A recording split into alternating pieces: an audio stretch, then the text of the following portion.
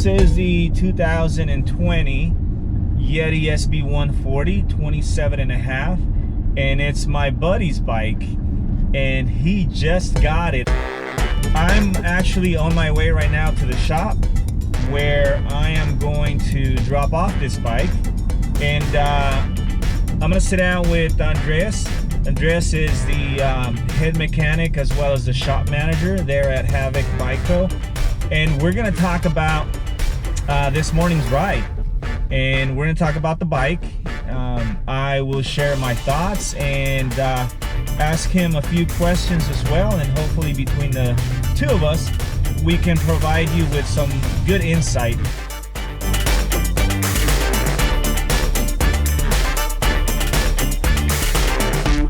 So we have the Yeti SB140 that we rode this morning, or that I rode this morning. I think we did 7.5 miles. So what build is this? This is their T2 model.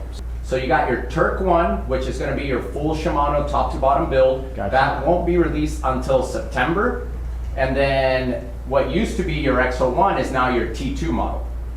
Then your XX1 is now your T3 model. So this is essentially their standard XO1 top to bottom Turk level carbon bike.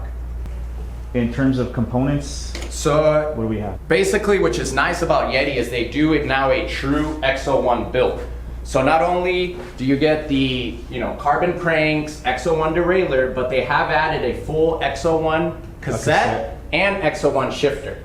They are using the new G2 brakes on these now too as well from SRAM. You can set your lever length, you can actually dial your modulation by clicks. So if you are riding somewhere that you would like a little bit stiffer engagement, you can actually adapt to that on the trail while you're riding. Now the one thing that they also upgrade when you go into the Turk model is going to be your suspension. You get full factory suspension rather than performance suspension. This is a size medium, and it's the recommended size, at least according to Yeti's website, for my height. I'm 5'9".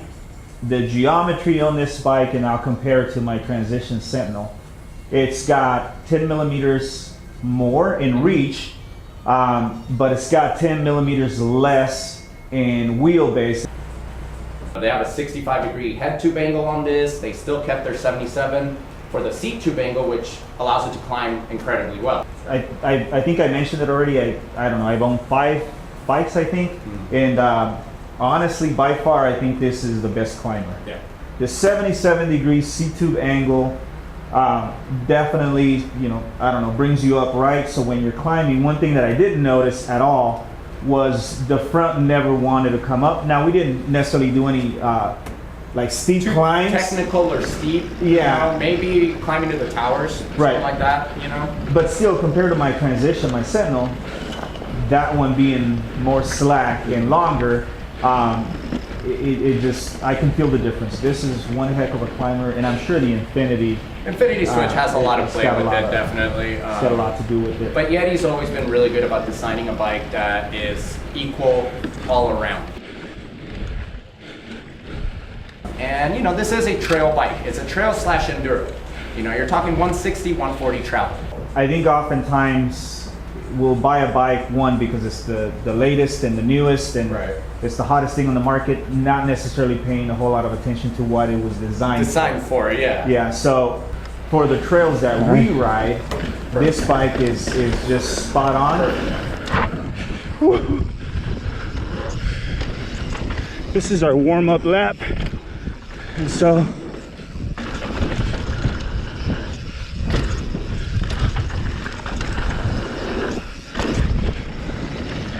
take it kind of slow.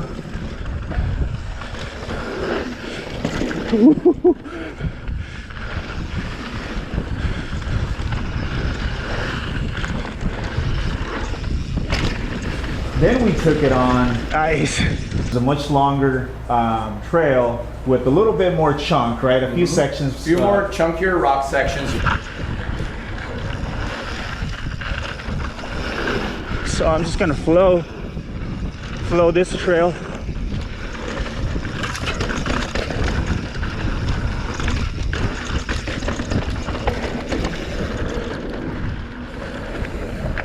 And that's the one that where I was a little, how do I say it, not fully convinced that this was going to be, or that this would be a bike that I would replace my Sentinel with, at least initially, because my Sentinel just feels a little bit more planted through those rock gardens and through the straights, the descents, and so on. But then again, it is heavy. It's heavier, right? It's alloy, so it tends to stay more planted because gravity. But not to say that this thing didn't feel good either. It's feeling good. It's just different. But then we got, well, let me back up a little bit because there was a couple of jumps in that, in that trail. Got a couple of jumps, nothing big.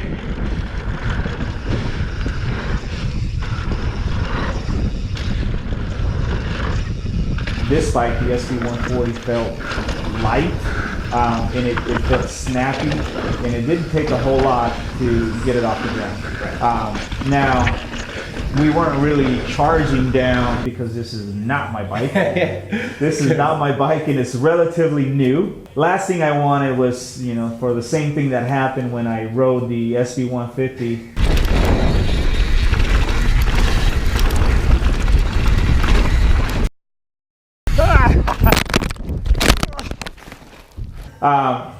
I didn't want that to happen with this one. Then we took that last, well, second to last, which is more flowy, kind of a bike park type of feel. It is, yeah. It's manicured, more laid out, more manicured, a little bit more flow to it. Not as many rock gardens.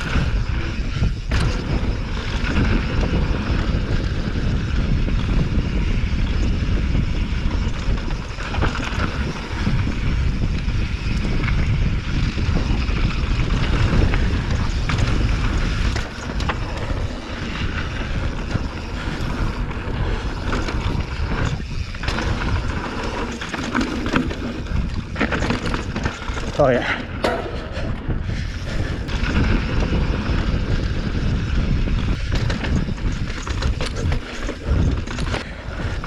Nice and plush through that rock garden.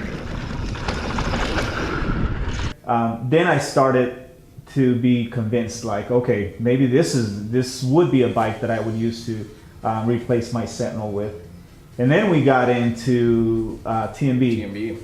And that trail is not manicured at all. It's more raw, single track, kind of loose. Yeah, it's been at least, oh, I don't know, 2-3 months. Yeah, it's been a minute. And yeah. So this is one of our chunkier trails, and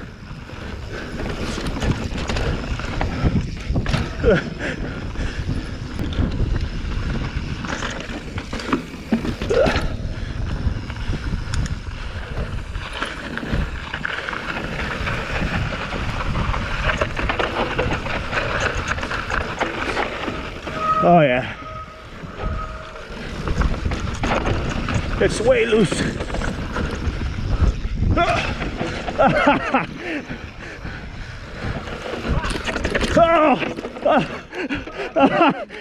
That, oh man,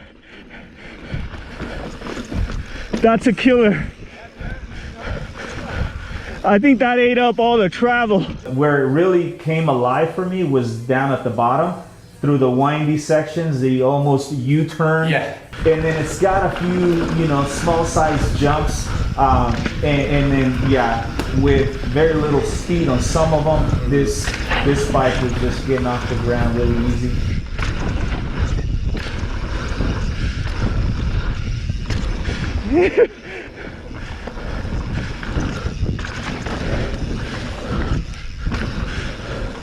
Okay. Yeah.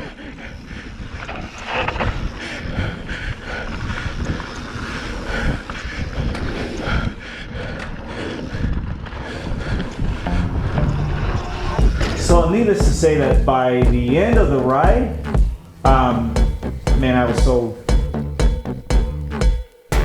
Like I was definitely sold on this bike, and I think this would definitely be one that I would consider to replace my Sentinel with. I don't know exactly how it happened, but I ended up losing the footage there at the end. But I wanted to point out one thing before I complete this video, and that is I am not comparing the SB140 to my Sentinel because they're in the same category. Obviously they're not. One's a 29er, the other one's a 27.5. But the reason why I was doing the comparison throughout the video, it's because I'm approaching this from the angle of, you know, what's going to be my next bike, or which one could replace my current bike, and that being the Sentinel. And definitely the SB140 is right up there. With that, I just want to thank Andres for helping me out with this video, Havoc Biko for letting me shoot inside the shop, and for letting me take out the SB140. I hope you enjoy this video.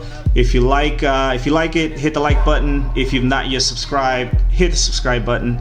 And as always, I will see you next time. Ride fast, don't die, and God bless.